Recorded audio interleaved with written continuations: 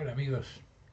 Bueno, eh, les cuento que hace unos 1000 años, entre 1300 años, por si alguno no lo sabía, eh, hubo un reino judío en el Cáucaso, entre el río Don y el río Volga, en la montaña del Cáucaso y la llanura menos montañosa que está en los aledaños, entre el Mar Negro y el Mar Caspio, digamos, en esa cordillera, ahí hubo un reino judío llamado Hazaria. Eh, ¿Por qué se habla tan poco de Hazaria? Bueno, en general hay mucha información, pero no es algo que se cite muy a menudo. Este reino era un reino de origen turcomano, tiene su origen en las invasiones eh, em, con origen en las estepas de Mongolia de los últimos, que habían tenido los últimos siglos, desde los unos en adelante, sucesivas invasiones, y los házaros eran una de las tribus remanentes que se fueron formando después con el tiempo. Estos házaros eran, como decía, de origen turcomano, eh, constituyeron su reino en el siglo VII y según los especialistas, entre el siglo VIII y el siglo IX, hay opiniones diversas, este reino, los reyes de este reino, la nobleza, se convirtió a la fe judía. Eh, y de vuelta hay controversias, hay quien dice que solamente fueron los reyes y los nobles, otros dicen que fue una gran parte del pueblo. Parece ser que desde el comienzo, desde antes de que exista esa conversión masiva, al menos de las élites, eh, este reino tenía, el de los házaros, tenía unas características muy diferentes a los demás reinos de la zona y incluso de las lejanías también. Porque era un reino que tenía, sus autoridades tenían una política de tolerancia total con las distintas religiones. Paganismo, que era lo que eran ellos, eran paganos, pero también se respetaba el Islam, que había nacido hacía menos de 2 siglos, el cristianismo, y también había judíos. Parece ser que cuando corrió la novedad que había un lugar en donde no se perseguía a los judíos, fluyeron judíos de todas partes ahí, ¿no? Vinieron según los datos, vinieron hasta de Mesopotamia, de Persia, de Bizancio, de Europa, también del occidente, no de Europa occidental, sino de lo que estaba al occidente de esta región. En fin, que se fue amalgamando una población judía bastante heterogénea y que, según los testimonios, se fueron mezclando con la población. O sea, generalmente, como pasa en todo movimiento inmigratorio, son los que llegan son hombres, y los hombres tomaron mujeres házaras y adoptaron sus costumbres en muchos casos, aprendieron sus habilidades, y también enseñaron. Es decir, junto con los judíos llegó el alfabeto hebreo, llegó Israel, llegó la tradición de Israel, llegó también la religión judía, digamos. Eh, en su obra El Kuzari, dice Yehuda Alevi vivió hacia el año 1100, en el siglo XII. Él presenta su obra como un diálogo entre un sabio judío y un rey házaro, hablando sobre judaísmo. En esa obra él, bueno, no vamos a entrar en detalles porque no es el tema de ahora, pero en esa obra lo único que voy a destacar que él habla del origen, del porqué de la conversión, y él lo atribuye a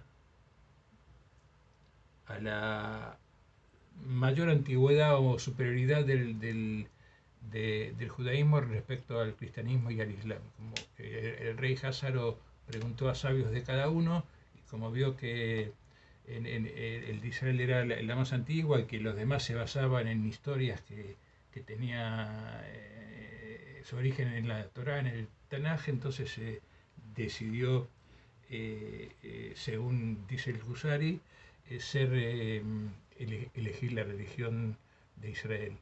Hay otras razones, más bien de orden geopolítico, que también pueden explicar esta decisión, porque Hazaria estaba presionada por dos poderosas corrientes. De un lado, de otro lado del Cáucaso tenía la corriente musulmana que estaba en plena expansión.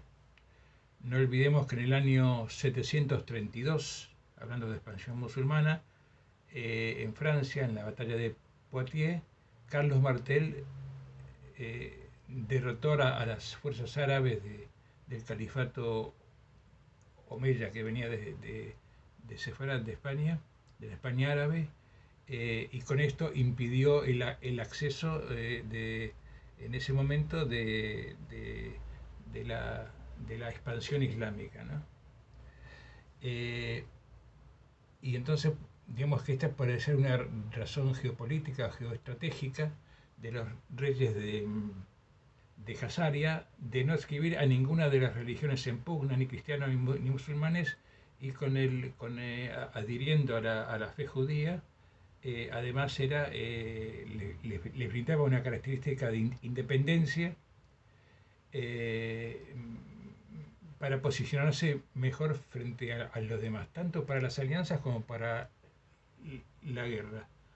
De hecho, nosotros, y bueno, en general, cuando nos enseñaron historia, siempre nos enseñaron que Carlos Martel, como decía recién, impidió la expansión del Islam en Europa Occidental. Pero lo que nunca enseñaron, porque no sale en los libros de historia, es que los házaros impidieron la expansión, en ese momento la pujante expansión musulmana que apretaba y mucho, en el Cáucaso. O sea, el estado de Hazaria fue un estado tapón en el Cáucaso que impidió la expansión musulmana hacia Europa Oriental, hacia lo que hoy es Rusia y los países de Europa Oriental, Ucrania y etcétera, etcétera. Es decir, que y más o menos para las mismas épocas, porque estamos hablando del siglo VIII, y bueno, si bien hay discusión entre los especialistas de cuándo fue la conversión, algunos dicen que en el siglo VIII, que en el siglo IX, o sea, en el año 800 y pico, fue la conversión, otros dicen que fue un poco más tarde, pero en cualquier caso, el reino de Hazaria ejerció esta función, digamos, como les decía, de impedir la expansión musulmana en Europa Oriental. Era un reino muy próspero, era rico, estaba en lo que se llama la ruta de la seda. Tenían no solamente grandes habilidades comerciales, justamente por esa ubicación geográfica, sino que también se han descubierto industrias propias, digamos, ¿no? Más allá del comercio. Por supuesto, teniendo los dos mares, digamos, estando en la costa de los dos mares, también la pesca era uno de los principales comercios, y se desarrollaba, como les decía antes, una vida, según hay quien lo llegó a llamar la paz de Hazaria, o sea que fue una época de paz en donde no había guerras en los alrededores.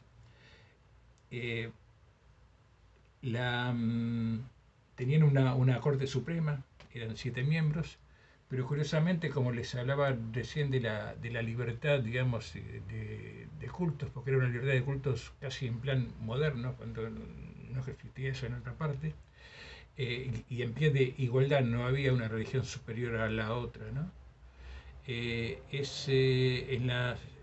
esta corte, este tribunal supremo, digamos, que había, eran 7 miembros y eran miembros de todas las religiones, eran miembros musulmanes, había miembros cristianos, miembros judíos y paganos también. O sea, ahí no quedaba nadie afuera. La lengua corriente, después de la conversión, fue el hebreo. O sea, las cartas se encontraron fue en hebreo.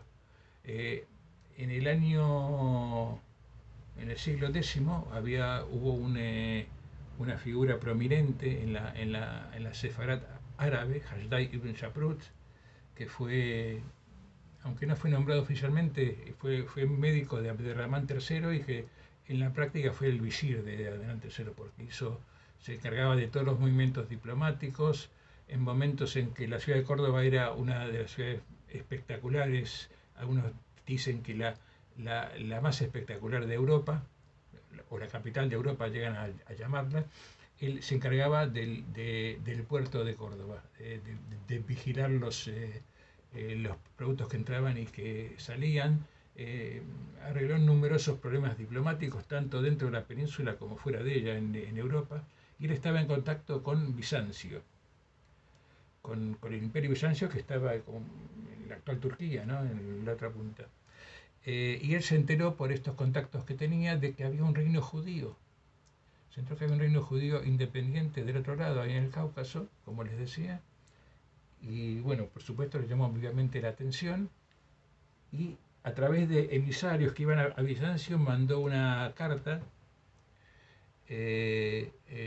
al rey, en ese momento era el rey José, el rey Yosef, precisamente, de los házaros, contándole un poco la situación en Europa de los judíos, de cómo estaban en distintos sitios.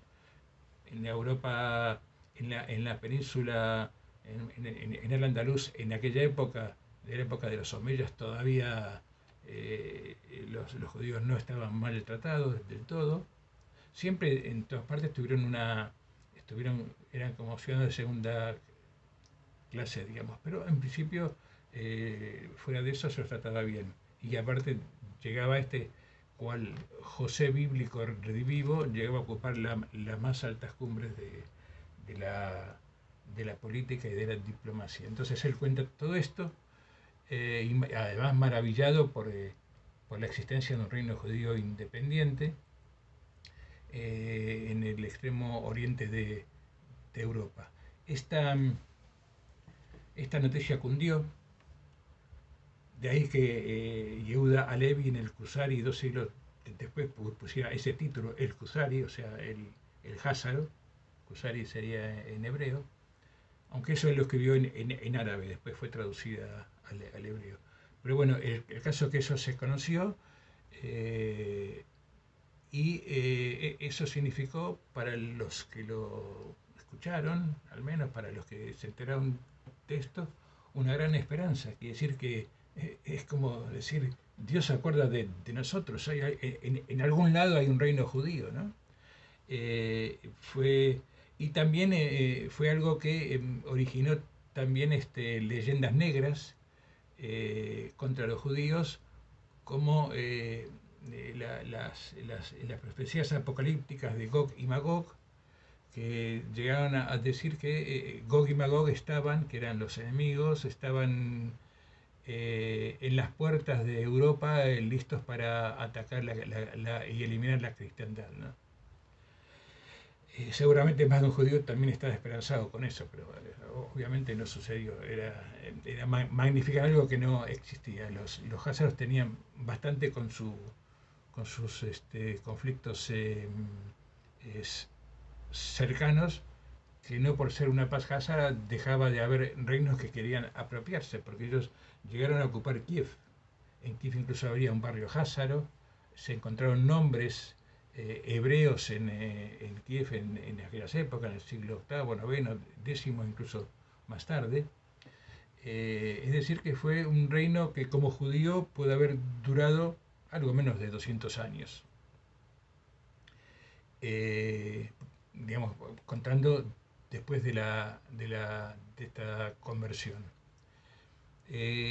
Fue principalmente el príncipe Rus, el que fue el origen de Rusia, el que conquistó con el apoyo de Bizancio y derrotó al rey Házaro, el último rey Házaro, en el siglo X, y a finales del siglo X, y se acabó la historia de Hazaria como tal. Quedaron muchos házaros, por supuesto, quedó la población, que en parte se convirtió al Islam, en parte se hizo cristiana y en parte siguió conservando su fe judía.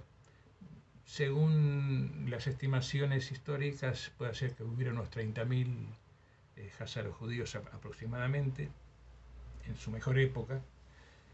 No se sabe cuántos quedaron de estos, pero en todo caso fueron emigrando y se fueron mezclando con poblaciones judías que se estaban instalando en Europa Oriental. En esa misma época comenzaba una emigración desde Centro Europa, desde Bohemia, desde lo que es hoy Alemania también, hacia el este, escapando de las persecuciones y, y buscando nuevas oportunidades. Y bueno, en esa amalgama se mezclaron con los házaros, se llegaron a encontrar házaros en Sefarad, rabinos judíos de origen házaro en Sefarad, más adelante, siglos posteriores. Eh, Esto significó, como les decía, inicialmente un gran estímulo de la fe judía para lo que comenté antes, para obviar de que Dios no nos abandona.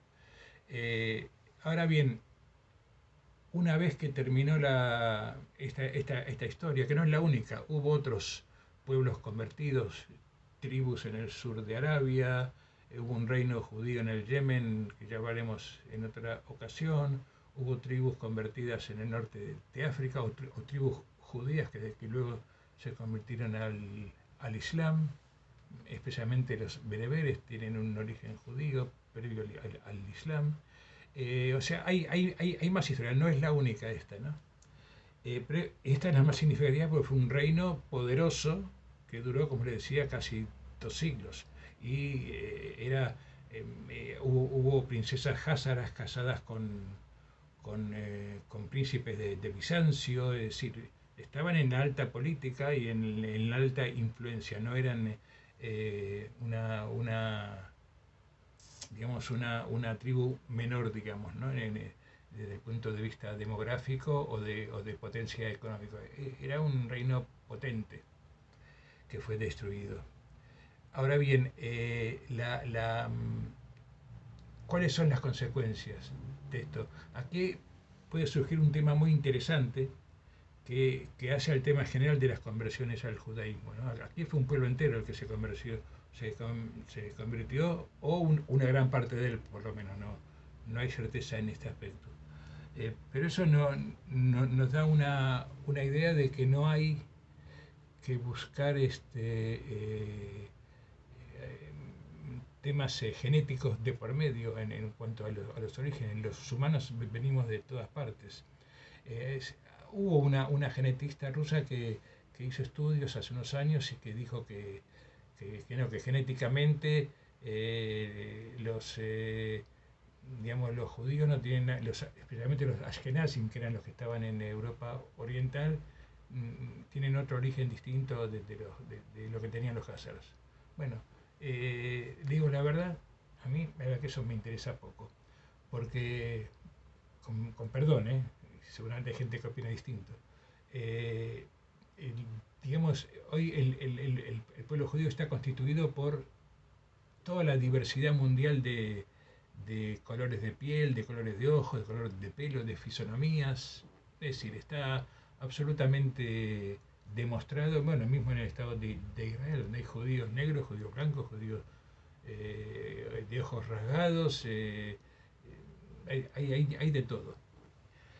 ¿Por qué? Porque, bueno, en el judaísmo conviven, en la historia judía conviven estas dos tendencias. Está la tendencia exclusivista, que, que, que sintoniza con una expresión dinástica de herencia genética, y que está expresada en la Tanaj por Esdras, cuando volvió de Babilonia, que tiene esta política, y está la otra, que es la expresada en el libro de Ruth, que es de más o menos de la misma época que Esdras, el escrito, que es que el aporte en el caso de Ruth la Moabita, de elementos extranjeros, no hace a la identidad judía, al contrario, la alimenta, la potencia, la fortalece.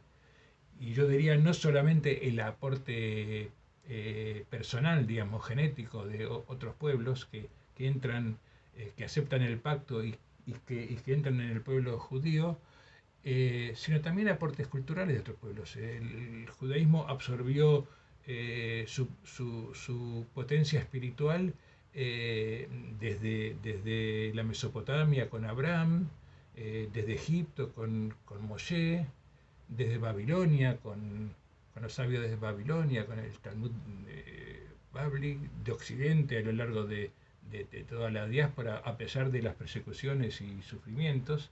El judaísmo ha contribuido con el desarrollo de la historia de la civilización y también ha absorbido conocimientos y ha incorporado conocimientos y gente. Se quedó sin mucha gente, pero absorbió otra gente. Aquí no hay temas genéticos que valgan a la hora de ser judío. Hay conversiones, sigue habiendo hoy en día conversiones. Nadie te pide el análisis genético para ser judío. Sería fácil. Entonces el análisis o eres o no eres, pero no, se toman exámenes, hay que estudiar la Torá, hay que estudiar tradiciones, hay que estudiar costumbres para convertirse, hay que tener una práctica comunitaria. O sea, no pasa por el lado genético. Y por eso esto de Hazaria es utilizado por los enemigos del pueblo judío y también los enemigos de Israel que acusan a los israelíes, a los fundadores de Israel, de turcos, que no son verdaderos judíos. Son verdaderos judíos, como dijo Ben Gurión, es judío todo el que dice que es judío, que ya tiene bastante con eso, ¿no? Esto quería contarles de Hazaria, un poderoso reino judío de la Edad Media que duró, ya le digo, un par de siglos, si acaso, y que significó algo muy importante en su momento, como estuve contando. Espero que les haya interesado y bueno, muchas gracias por todo, Shabbat Shalom y hasta la próxima.